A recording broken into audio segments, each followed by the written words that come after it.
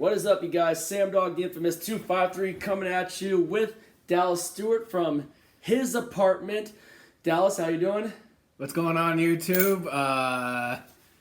This is my place. Yep. Now. Yeah, this is his place right now. I've moved in just over a month ago. Yeah, and we kind of were having phone issues with the connections here and between my place and his place, and we're gonna watch the World Series game. But we wanted to bring it to you in person. Last week we had a split. Dallas went 11-4, and I went 12-3 because we split on that Rams 49ers game. Yeah. And I took the 49ers. I was dead wrong on that one. Yeah, just like we were dead wrong on the Monday night game last night on Halloween. But now, week 8 is in the books, and now we go on to week number 9.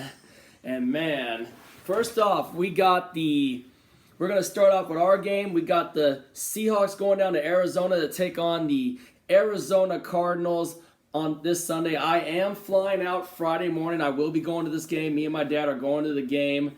And last week, you know what happened. We had that tough battle with the New York Giants in the first half, and it was tied for a while. Lockett had a rough day until Geno hit that pass to him, redeeming himself, and Lockett caught the touchdown. And special teams, obviously for me, special teams got the game ball. Will Dissly, I did not think that he was going to go out there and fill in for Nick Bellora, but Dissly forced a fumble, and then thank God we got Travis Homer back, and Homer forced a fumble, and Dissly recovered that fumble. And then Kenneth Walker pretty much iced the game again, just like he did against the Chargers. Meanwhile, the Arizona Cardinals took on the Minnesota Vikings last week, only lost by 8 points. They're happy to have DeAndre Hopkins back, but, that defense still giving up. For the points they're still giving up, Yeah, they got shredded last week. They got shredded last week on defense. Yeah. Big time, And then last time around, you and me, we were there in our house in Lumen Field. In week 6, yeah. Yeah, granted, we only won 19-9. Still, Hopkins was suspended, and Prater was out, which made a huge difference. Yeah, they did not trust their kicker. They did not trust their kicker at all. I would say Kingsbury cost them that first game. Yeah, but now they got Prater back, and then they have Rodrigo Blankenship. They got DeAndre Hopkins back, but their defense is the reason why they're still losing games. But you know something? They especially struggled against Kenneth Walker III last time they came here. You know what? I mean, we're not going to assume it or anything, but you know what? Just for that, I'm hoping to God, we need some Pottsville curse magic to come in effect this Sunday, especially with me going into their house and their territory. And I'm going to go ahead and I'm going to pick the Seahawks to go into Arizona and complete the sweep of the Arizona Cardinals with Geno Smith at quarterback. And hopefully we can go off on that defense, especially with thank God. I did not think DK Metcalf was going to play last week, but he played through it. Tyler Lockett scored our first touchdown. Yep. And then Lockett had the rough day, but came up big with the redemption touchdown before the rest. I'm taking the Seahawks.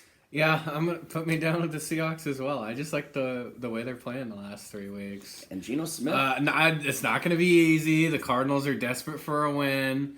I think they're going to give us everything I have, but I'm going to go with the Seahawks. Yep, and we got to do – and it's like ever since we lost that game to the Saints, our defense has really – Our defense has been playing really good the last 3 weeks. And we just waived Sidney Jones because we couldn't find a trade partner. But, we should hope – I don't know if we're getting Trey Brown back this game. Obviously, Michael Jackson, he played a hell of a game last week against the New York Giants. And this would be our first – if we can get it done, it would be our first sweep of Arizona since 2018. And we all know what happened with that. Seabass swept the Cardinals.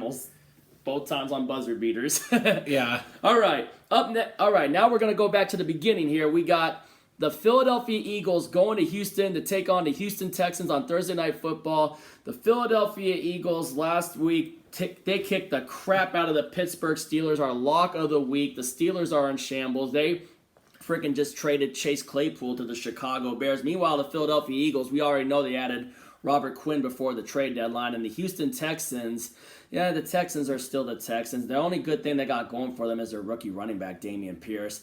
Lock of the week at the beginning. I'm taking the Philadelphia Eagles. Yeah, give me a Thursday night lock of the week. Why is this a Thursday night game? What a bad matchup.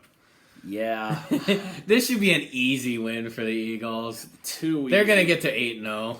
Way too easy for the Eagles. And by the way, rest in peace to Adam Zimmer, Mike Zimmer's son, who passed away that we just got news on earlier. So definitely RIP to him. All right, up next we got the Indianapolis Colts going to New England to take on the New England Patriots. The Patriots, well, Bill Belichick, he surpassed the Papa Bear, and he did it against the rival New York Jets, as Devin McCourty, I think, had 2 of the 3 interceptions of Zach Wilson, and Zach Wilson played like absolute ass that game. Yeah, rough game for him. 3 interceptions? 3 interceptions. As the Patriots' dominance of the Jets just continues. Yep. 13 straight. Yep. Meanwhile, the Indianapolis Colts lost by 1 point to Taylor Heineke and the Washington Commanders. Yeah, blew it in the fourth quarter. Yep. As Chris Berman would say on Taylor Heineke, there's something in those green bottles. Yeah, led the game-winning drive in a game we barely got right. Yeah. I'm taking the Patriots. Yeah, That's an give me easy the pick. Patriots to get above 500. The Colts seem like they're in shambles right now. Yep. Up next, we got the Green Bay Packers taking on the Detroit Lions. The Packers lost to the Buffalo Bills by 10 points. Josh Allen, he didn't play his best game, but it was still enough. Through some interceptions that was very unlike him, which if he did not throw, that game would have been a much more higher score. But the Bills ended up winning that game by 10 points. Meanwhile, the Detroit Lions last week took on them. They were up on Miami. Yeah, they blew it. They choked. Blew 2 14-point leads against Miami. Yep, let Jalen Waddle go off on them, and Miami just drove back and won the game. And Lions in the news today, trading tight end T.J. Hawkinson to the Minnesota Vikings for some draft picks. Whew, this is easy. Give me Green Bay to complete the sweep. I'm taking the Packers. All right, this is their first matchup. No, this is their first matchup. Yeah, but I think Packers even will though the sweep them Packers have been struggling this year, they're better than Detroit. They're better than Detroit. Aaron Rodgers has traditionally owned Detroit in his career. Yeah.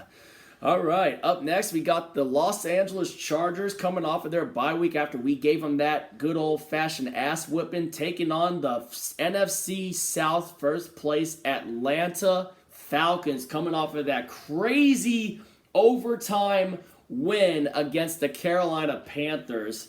And who costed the Panthers? DJ Moore. Yeah, taking his helmet off, and the guy missed the kicker. And then Mariota threw an interception, and then that kicker really cost Carolina last week. Pinheiro shanked it, and then Younghoe Koo, the Falcons kicker, quite a resurgence ever since his time with the Chargers earlier, where he was missing it, and then got his second chance in the AAF. So oddly enough, in Atlanta with the now defunct Atlanta Legends of the defunct AAF, which Atlanta Falcons took another chance on him, and Younghoe Koo has made the most out of his second chance in the NFL. And in this game, he went 7 for 7 on his field goals last week. Did he? Yeah, that's what I saw on the social media. Yeah, that was one of the better games last week, actually. Yeah, I checked out my social media during the Seahawks game. I was like, wow, Younghoe Koo went 7 for 7. This is a tricky one.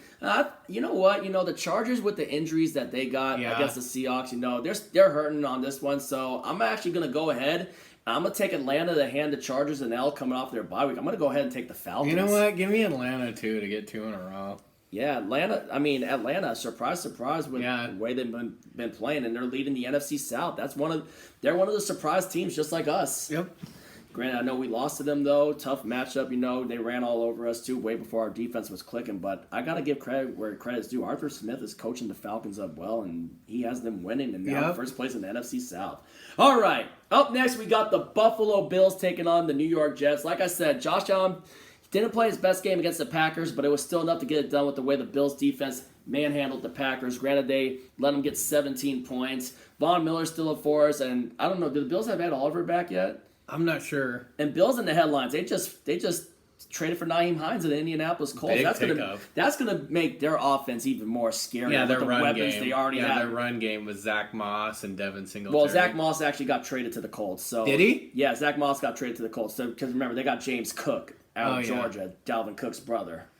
Yeah, so Zach Moss was part of the trade in the 6th-round pick. Bills fleeced the Colts on that trade. Meanwhile, New York Jets absolutely shit the bed against Belichick and the Patriots, giving Belichick the win to surpass the Papa Bear. And Zach Wilson played terribly. 3 interceptions. He just absolutely shit the bed. This is an easy pick. Jets getting back-to-back L's. I'm taking Buffalo. Yeah, give me Buffalo. I think the Jets are going to start to fall apart. Yep. All right, up next we got the Minnesota Vikings going to Washington to take on the Commanders. The Vikings getting that big win against the Arizona Cardinals, and the Commanders getting that 1-point win against the Indianapolis Colts. There's something in those green bottles. like Chris Berman says about Taylor Heineke, and I love how he does the sound effect of the cracking open the beer, Yeah. the Heineken beer with Heineken beer, Taylor Heineke, that crazy stick that he does there. But yeah, Minnesota in the news, trading for T.J. Hawkinson, loading to an already loaded offense that has Justin Jefferson, K.J. Osborne, and Adam Thielen. He's dancing on the ceiling, as Chris Berman would say. And Dalvin Cook in the backfield with Alexander Madison. Vikings are rolling on all cylinders, and they are definitely on pace to winning that NFC North, and they are going to continue to keep it rolling. I'm taking Minnesota. Yeah, give me Minnesota to get to, I believe it would be 7-1. Yeah, Vikings are just rolling. Because they already had a bye. A little revenge game for Kirk Cousins. Indeed, that's right. And it's in D.C. Yep, that's right. Kind of like Geno Smith's on a gauntlet of revenge games against his former teams. He already got 2 of them down. Now all he has to do left is beat the New York Jets later in this season. Oh, yeah. Beat the Chargers, beat the Giants in back-to-back weeks, sending both of those teams in their bye weeks with L's. All right, up next we got the Carolina Panthers going to Cincinnati to take on the Bengals. The Carolina Panthers, obviously, DJ Moore costed them really big against the Falcons, and Eddie Pinheiro really crapped the bed with missing those 2 kicks, the PAT, which would have given them a 1 point win, and then obviously missing the winner in overtime. Meanwhile, Cincinnati, they got freaking throttled on Halloween last night by the Cleveland Browns on Monday Night Football. We did not see that one coming, and them not having Jamar Chase is definitely showing. And put the Bengals on the list of and Joe Burrow on the list of the loss to Jacoby Brissett club. Yeah.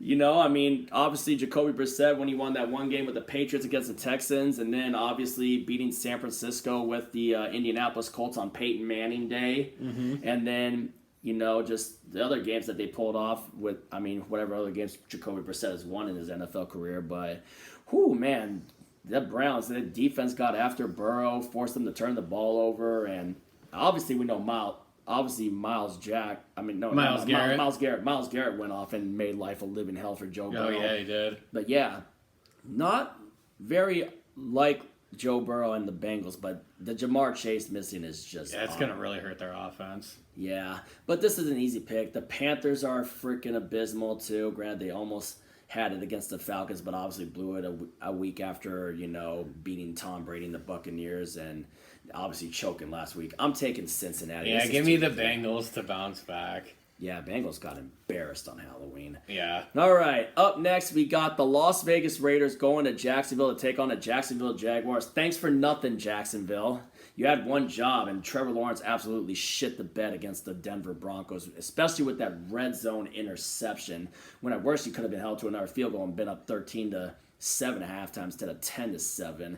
Meanwhile, the Las Vegas Raiders shut out by the New Orleans Saints. Yeah.